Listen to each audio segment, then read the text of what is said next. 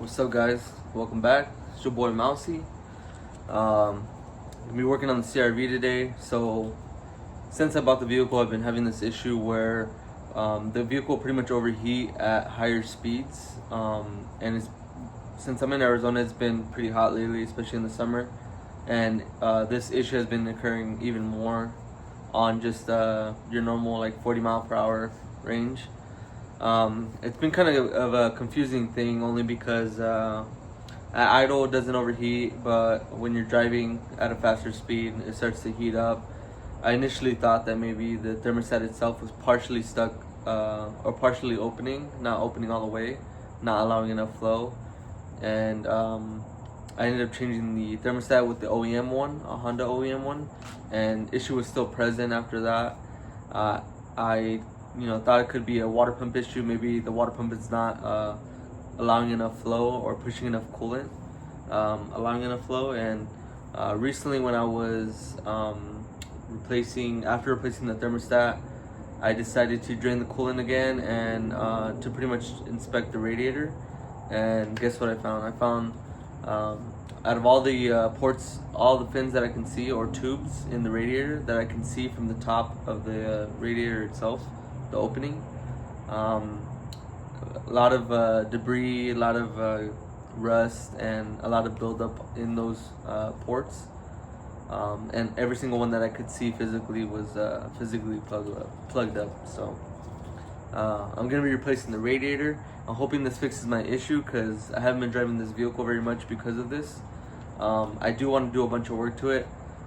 So I wanted to kind of knock it out all at one time, but it is due for emissions, so I gotta get it going. So, alright, I'm gonna show you what I found. Alright, so this is already drained. So looking from the radiator cap opening, you can see all these fins right here. They're completely plugged up, and I believe that is the cause of my overheating issue. Every single one of them is practically plugged up, so pretty bad. Look at that. Alright, so I'm just gonna try to keep this as simple as possible, trying to do the minimal I can do and take it all out in one assembly with both radiator fans. I already put WD-40 on these bolts because this car is pretty rusty, so I just sprayed some WD-40 to let that soak in. But what we're gonna do is take off this bracket right here and this one on this side, detach this bracket right here for the AC line, and then disconnect our electrical connectors for that fan, and on this side for that fan. And then we should be able to hopefully push this AC line further back, and then allowing us to slide the radiator and the fan out as one assembly. So what you're gonna want to do first, before taking off any hoses or anything, there is this petcock right here that you can loosen, and it'll drain coolant from this little hole right here, and you can just drain it into a container, and this makes it a lot cleaner, a lot easier. You can drain practically the entire radiator through that little drain and be good to go. But you're gonna want to grab either pliers or try to do it by hand, but you're gonna untwist this counterclockwise. I don't have pliers on me right now, so I can't show you, but you're just gonna untwist this counterclockwise and it'll slowly start to drain. This radiator is already drained, so I'm not gonna have to do that. Alright, and sorry if it's kind of dark. I'm gonna try to have the best lighting as possible. It's currently 4 in the morning right now, so I'm trying to get this done. And these we're just gonna kind of break by hand, get the rust all broken loose. And I already got the lower and upper radiator hoses off, because I did try flushing it with just some water, and then I realized how bad it really was. So both of them are gonna be in the same side, upper and lower. I just have these screw-on clamps. And then there's a connector on the driver's side and passenger side. I'm just gonna press this tab in.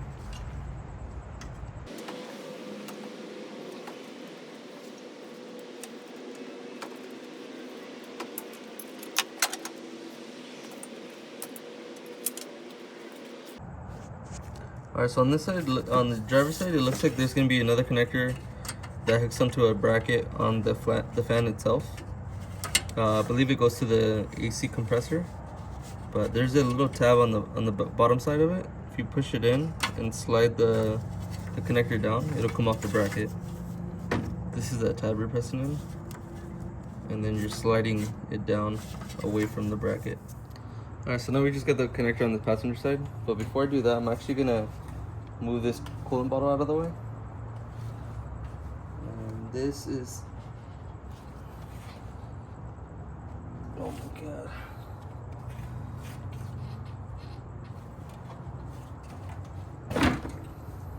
And this is just gonna slide up out of a bracket. Just gonna take this off.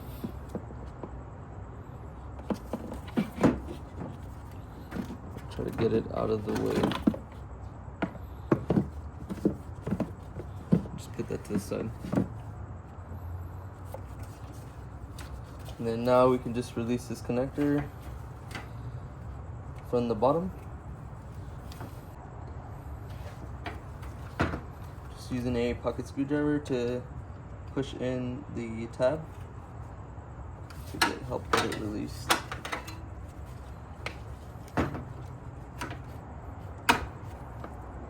Wow, these connectors are stubborn. Alright, there it is. Alright, so since we're trying to slide this radiator out, I'm just gonna take off this hose just to get a little bit more clearance. And then this bracket, we're just gonna try to flip it up, just like that. And then we should be able to hopefully just slide this straight up. If you have a second hand or a second pair of hands that you can use, then I'd probably recommend it, just so you don't damage anything, especially the condenser that's right behind this. So yeah, just be careful. Also, I forgot to mention, but my vehicle is a manual trans, and this radiator does have lines for automatic transmissions, and there is one of them right there. And the other one is right there.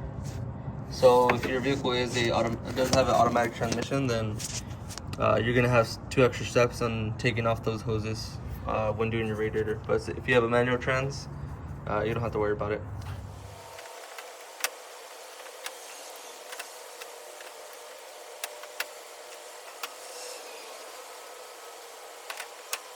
Alright, so I tried sinking it out and I wasn't able to.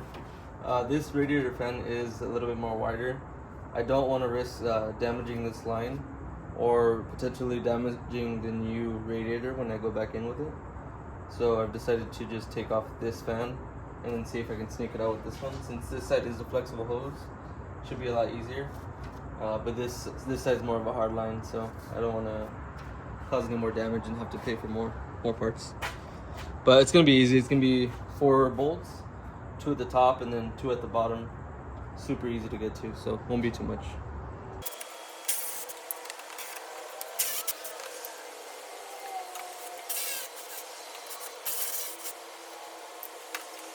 So now I should be able to take this fan out.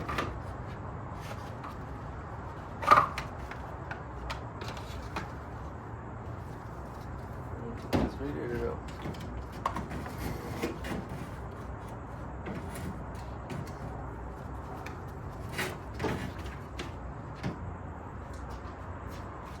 Alright, here's the lower part of the radiator. As you can see, it's kind of grimy. It's kind of nasty in there, so I'm gonna try to flush the hoses on the vehicle, on the engine itself, with a garden hose. Try to get all of that material out of there as much as I can before I install this new radiator. Alright, so now we just gotta remove this radiator fan off the old radiator. And this one is going to be, looks like 210.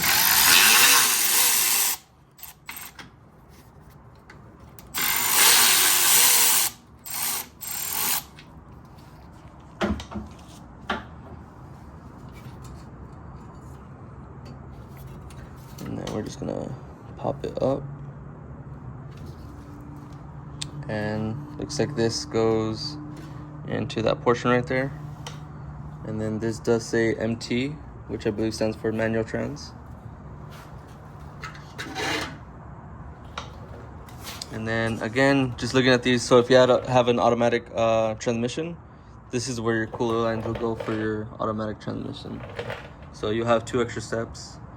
And then here's your petcock to drain the coolant. So yeah. And then I am gonna have to transfer over these rubber bushings, I believe. I'll double check the new radiator, see if it comes with them.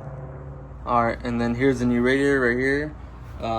Always want to compare your parts, your old and your new one, just to make sure that they're going to be the exact same. I did buy this one on Amazon for, I think, about 60-70 bucks. Definitely cheaper on Amazon versus going to AutoZone. I think AutoZone was charging about $150. The only issue is you're going to have to wait for it to get to you. And then if you get the wrong part, you're going to have to wait to send it back and all that, or warranty issues. But to me, I mean, 60-70 bucks. I'm taking that risk. So, but yeah, just compare your parts, make sure all the holes line up correctly, everything's in the same locations, especially where your hoses go, your upper and lower radiator hoses. And yeah, we'll start installing parts onto that. All right, so it looks like on this cooling fan right here, it looks like this edge right here clips on, or kind of holds onto the edge of the radiator. It has this little rubber grommet right here, and then I'm just gonna lube up this bottom tab so it slides in nice and easy.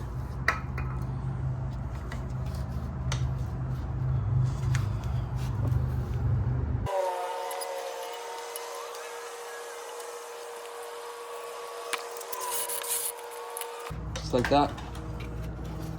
And then just so you have an idea, so this is what I'm talking about. This radiator kind of holds onto the side of the, or this fan actually holds onto the side of the radiator. I have to bend it in a little bit, but yeah, just like that. I almost forgot, but do not forget these grommets that go on the bottom. Just swap them from the old radiator to the new one. Alright, so I'm gonna somewhat try to do a flush with a garden hose. Trying to get as much of this debris out of here so I don't clog up the new radiator. I'm gonna try to go in through here with the hose and then through the bottom hose. Alright, here goes nothing.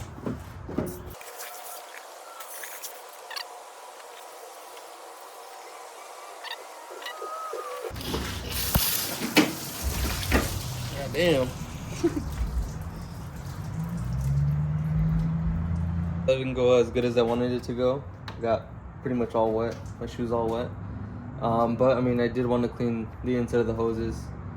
I do plan on doing a timing belt water pump and all that, and replacing every single hose on here. So the better way of me doing this would have been removing the thermostat and then having a full circle, being able to flush the motor and all that.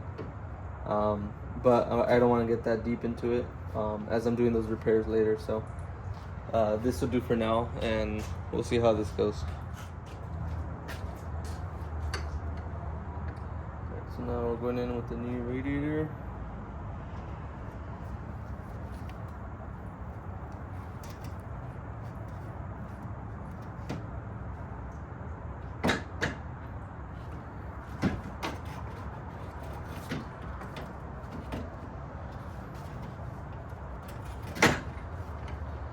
Just be careful when sliding a new radiator in. You don't want to bang up one of the fins and create a leak on your new radiator.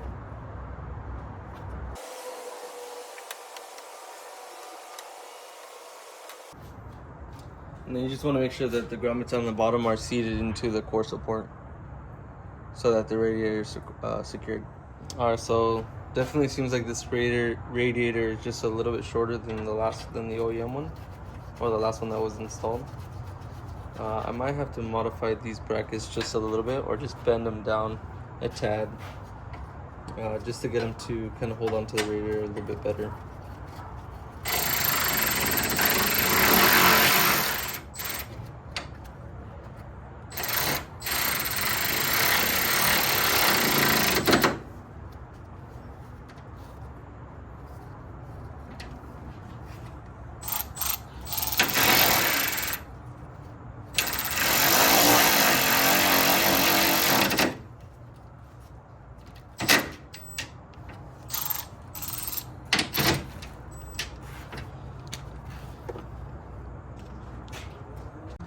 Alright, so as you can see, this radiator still has a little bit of play. Looks like this side is not holding on as good as the other side, so I'm just gonna try to bend this bracket down just to get more force onto it. But I mean, that is the price you pay when you buy cheaper parts. Like I said, I'm willing to take that risk. This shouldn't be too bad. Alright guys, so I stuck this bracket in my vise, bent it down just a bit, and now we got practically no play in this radiator. So save money with a little bit of a headache, but still worth it. Now we just gotta install the passenger side radiator fan and reconnect our hoses. First, I'm just gonna install the lower hose because it's the easiest to get to right now without the fan being there. So I'm gonna do that first.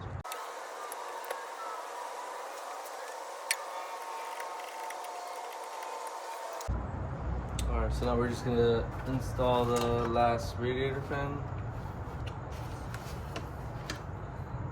And this one, I think I just snuck it behind the AC line.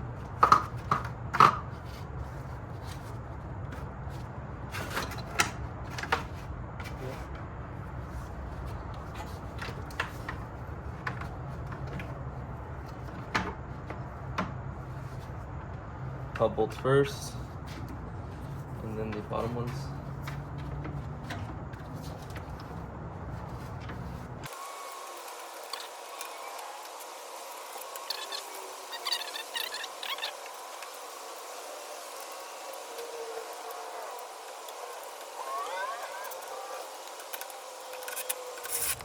Alright, so now we just got to reconnect our electrical connectors, and there's going to be one on each side.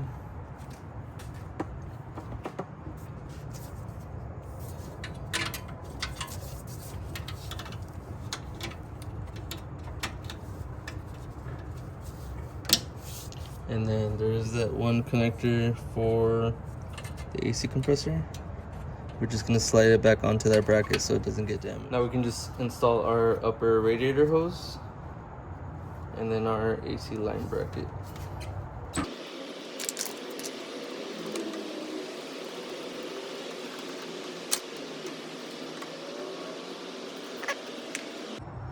Alright, so now before we put this bracket on, we're just gonna slide our reservoir back on.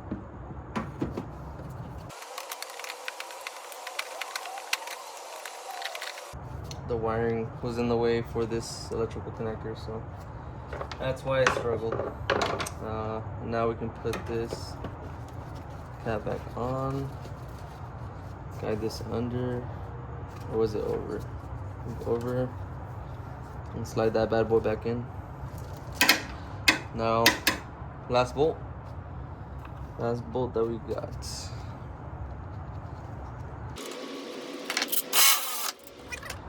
Alright, so I'm just gonna fill her up with some coolant and some distilled water.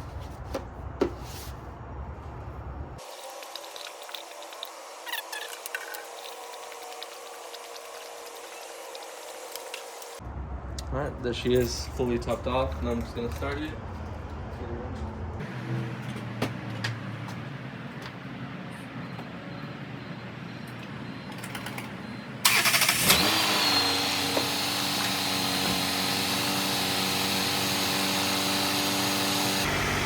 Now we're just gonna let it run.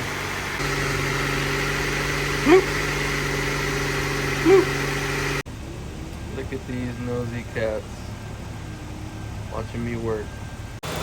Alright guys, so there it is. Cooling fans are both on.